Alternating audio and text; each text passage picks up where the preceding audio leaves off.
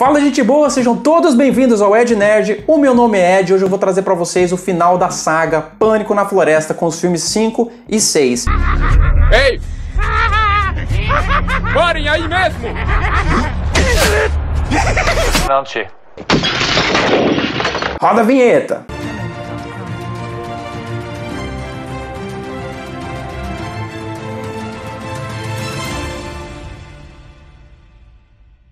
Já vai se inscrevendo no canal, clicar nesse botão inscrever, você vai tomar apenas meio segundo da sua vida e vai me fazer muito feliz. Isso também vai possibilitar que eu traga mais conteúdo para vocês com mais qualidade e uma maior frequência. Deixe seu joinha, deixe seu like, vão arrebentar o like aí. Não se esqueça de clicar no Jingle Bells aqui, no sininho, assim o YouTube vai entender que vocês estão gostando do conteúdo do canal. Toda vez que tiver vídeo novo, ele vai te alertar. No sexto filme que eu gravei no início dessa semana, eu estou com uma roupa diferente, porque o idiota aqui deletou o que eu tinha falado sobre o filme 5 e agora eu tô tendo que filmar o filme 5, depois que eu já fiz o 6 e espero que fique bom. Esse é o tal do Mula. Esse filme, infelizmente, traz novamente o diretor Declan O'Brien. Porque o estúdio é um bando de retardado e não sabe demitir um cara que não sabe fazer porra nenhuma correto. Pânico na Floresta 5, lançado apenas um ano depois de Pânico na Floresta, Pânico na Neve 4. Ah, meu Deus, lá vem essa confusão de títulos de novo. Acontece na cidade de Fair Lake durante um festival que o filme relata que tem o mesmo porte do Lollapalooza ou do Coachella. Até parece, né? Uma cidade com 3 ruas, com um bando de gente que tá andando sem rumo nenhum, com umas fantasias muito legal, ou não tão legal assim. E no começo desse filme a gente vê uma jornalista trazendo informações sobre o evento, quando ela é assistida por um moleque que ele fica com o dedo no nariz, mas o menino tá coçando de um jeito que nenhum ser humano normal coçaria o nariz. A gente geralmente mete o dedo lá no meio e coça com gosto. Ai, que delícia! Eu acho que ele era filho do diretor e o diretor quis deixar ele ali pra fazer uma pontinha. Parte pra floresta, a gente vê a jornalista correndo, pondo o corpinho em forma, quando ela se depara com os 3 canibais retardados e deformados. Só que ela consegue escapar e acaba sendo ajudada por um vovô. E esse velho chega, não, vem aqui que eu vou te ajudar, vamos nos esconder. Só que a gente descobre que esse velho é Maynard. É isso mesmo, aquele velho lá do primeiro e do segundo filme, lá, o cara que ficava no posto de combustível, atraindo as vítimas para os canibais matarem depois naquela estrada abandonada. Só que como esse filme se passa antes do primeiro e é uma continuação do quarto, quando os canibais vão embora do hospício, ele é introduzido como o pai dos 3 garotos que acabam encontrando os 3 e ensinando como passar desapercebido em relação à polícia para praticar os crimes e comer gente. Ele mata a jornalista e começa a dar um sermão pros 3 canibais na cabana deles, porque é a casa dele e eles tinham que respeitar as regras do pai. Nunca podem deixar nenhum vestígio.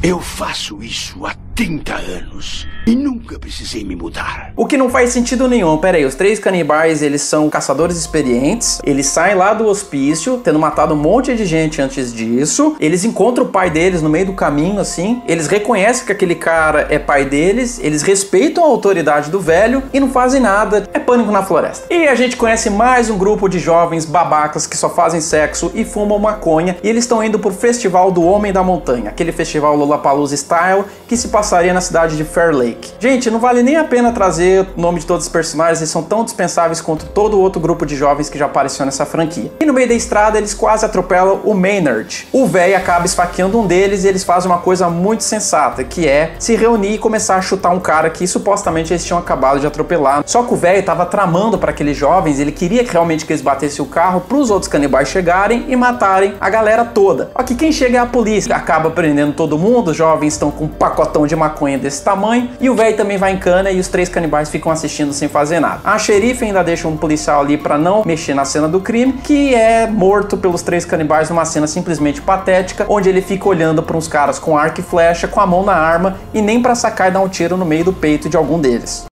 Que merda, hein? E dane-se, é a polícia rural dos Estados Unidos, deve ser assim mesmo que eles atuam. E a gente pula pra uma parte do filme que não faz sentido nenhum, porque a xerife puxa as digitais do Maynard e descobre que ele é procurado pela polícia. Só que momentos antes na cabana dele, ele tinha dito que nunca tinha sido pego em nenhuma cena do crime, que ele era um homem inocente pra justiça, que ele fazia as coisas muito bem e acobertava os seus rastros. Como é que ela tem uma ficha criminal dele no sistema da polícia? Foda-se. Só que os 3 canibais se reúnem e eles falam, puta, a gente tem que ajudar o nosso pai, o que a gente vai fazer? Vamos tirar ele da cadeia, óbvio. móvel. E eles derrubam um poste da cidade e todo mundo fica sem telefonia celular, porque é assim que funciona. Tu derruba um poste e todas as operadoras não funcionam mais. Todas as operadoras transmitem o sinal pelo mesmo poste. E nesse meio tempo a gente vê o Maynard tocando terror psicológico lá na cadeia, falando que todo mundo vai morrer, que os filhos dele vão chegar lá pra resgatar ele, que eles têm que soltar o velho pra ele ir embora em paz e não fazer mal a ninguém. Enquanto isso, não contentes, os três canibais vão pra usina elétrica, conseguem destruir todos os circuitos, acabando com a energia elétrica de toda a cidade, porque é assim que funciona. A usina é guardada por apenas um cara com cacetete. E a policial ali, a xerife, começa a desconfiar que tem alguma coisa errada. Então o que ela resolve fazer? Chamar os outros policiais para voltarem para a delegacia prestar apoio. Ela chama no rádio um dos policiais que tá transando com uma menina no carro, numa cena de 1 minuto, em que você espera que ele vá ser morto pelos canibais, mas não, o filme só queria mostrar mesmo peitinhos de forma gratuita. E por algum motivo o policial deixa o rádio dele em cima do carro, não ouve o chamado da xerife, e mais nenhum policial que tá no festival fazendo a patrulha ali recebe o chamado de ajuda, porque é assim que funciona também. Um policial tem um rádio, ele recebe o rádio da xerife, depois ele vai pro festival no meio da pista lá de dança e procura os outros policiais para avisar que tem alguma coisa de errado, eles precisam voltar para a estação da delegacia. Tô explicando aqui para vocês como é que é o planejamento aí do Serviço Público de Segurança. Só que o personagem principal lá do grupo de jovens resolve assumir a culpa, que ele fala que a droga toda é dele e que ele foi o responsável pela agressão do Maynard. A xerife então, falando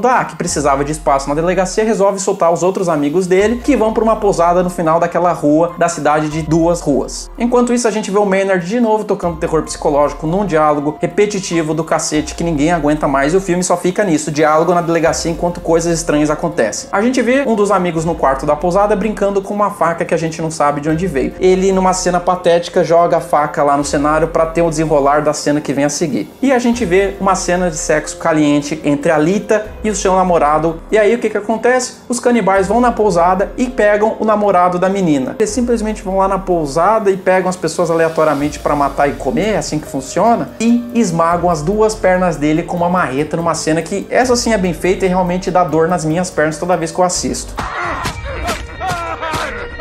Um dos canibais volta no quarto e lembra aquela faca que o amigo dela tinha deixado cair acidentalmente? Ela usa a faca e vai correndo para a delegacia. Nesse meio tempo, o Maynard continua falando que ele é muito perigoso, que os filhos dele vão ajudar ele vai matar todo mundo e blá, blá, blá, blá, blá. Quando os 3 filhos canibais passam pela delegacia e jogam o corpo do cara bem na frente dos olhos da xerife. A xerife então coloca um lençol em cima do corpo do cara e deixa ele para fora da delegacia. Quem chega depois é a Lita e nem vê que é o namorado dela debaixo do lençol, e ela simplesmente bate ali na porta da delegacia e não vê que tem um corpo todo arrebentado bem do lado dela, numa cena que não tem sentido nenhum. A xerife então, ciente da gravidade da situação que eles estão, começa a abrir o armário das 12 e dá arma pra todo mundo. E ela fala, agora vocês vão me ajudar a resolver essa situação. Só que ela resolve pedir ajuda através de um rádio de sinal analógico que fica numa lojinha perto da delegacia. Ela diz pra todo mundo que eles não podem se separar, só pra 15 segundos depois desmentir o que ela tinha acabado de falar. Vamos ficar juntos até o amanhecer. E tem um rádio de ondas curtas no fundo da loja dele. Ótima ideia, moço. Tá bom, eu vou cruzar a rua e vou até a loja.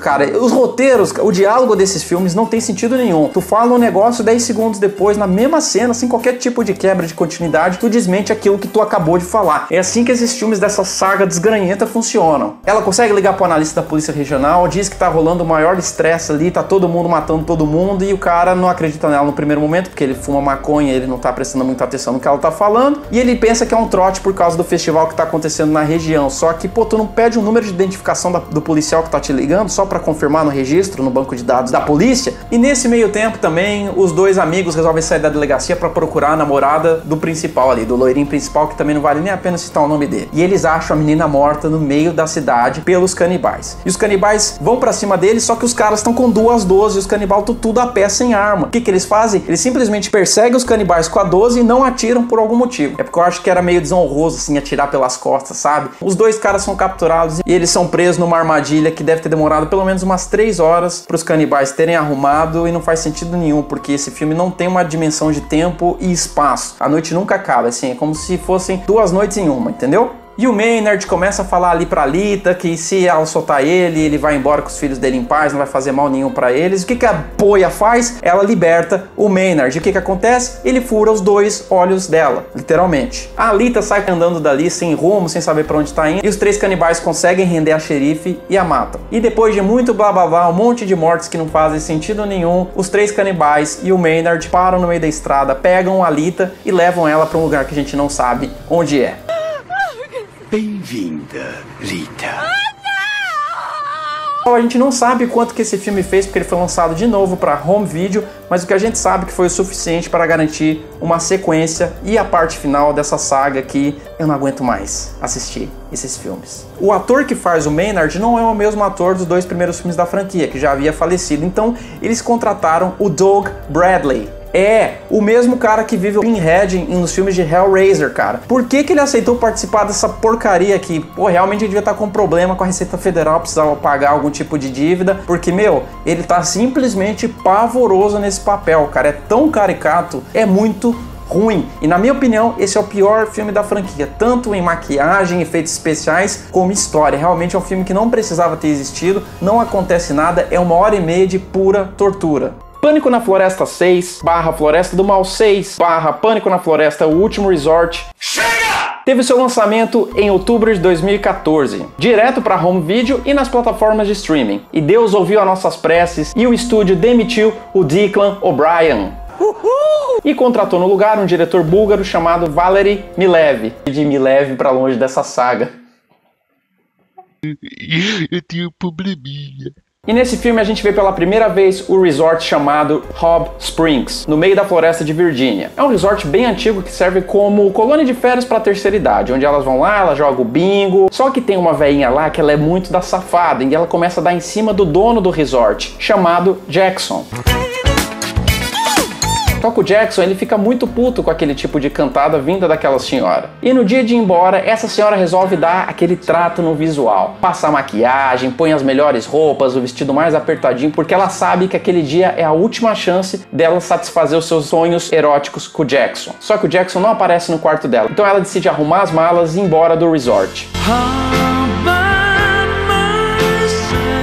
Quando ela tá no meio do corredor, o telefone toca por algum motivo que a gente não entende bem qual é. Ela atende, ninguém responde do outro lado e o diretor pede pra ela ficar no meio do corredor olhando pro final dele, onde não tem nenhum tipo de som estranho que ela possa ter ouvido. Ela fica simplesmente parada e toma uma machadada no meio do peito.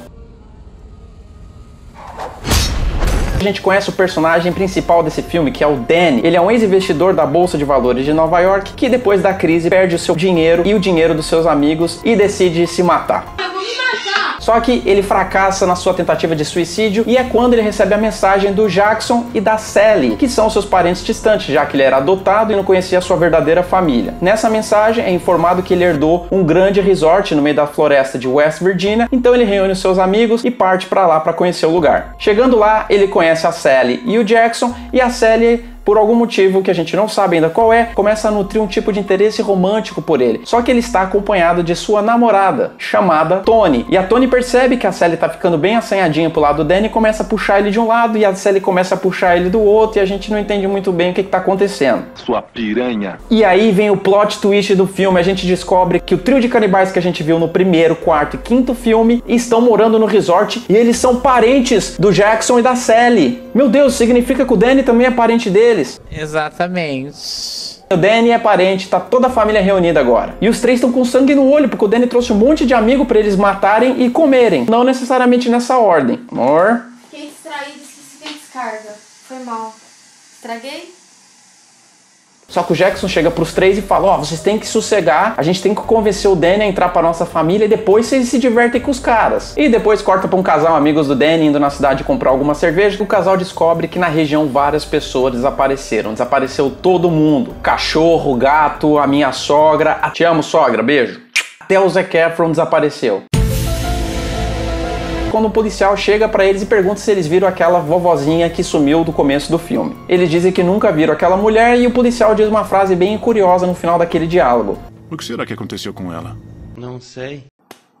E o Danny tem uma dupla de amigos que fica filmando tudo com uma GoPro. Por quê? Não acrescenta nada pra trama, é totalmente desnecessário também. Eles ficam filmando a amiga deles pelada, a namorada do Danny pelada, ficam filmando os canibais pelados. Dane-se, também não importa. E aí o Jackson chega pro Danny e fala, olha, a nossa família é conhecida por sermos exímios caçadores. Você sabe caçar? E o Danny fala, não sei caçar. Então toma esse arco, vem comigo pra floresta que eu vou te ensinar a caçar.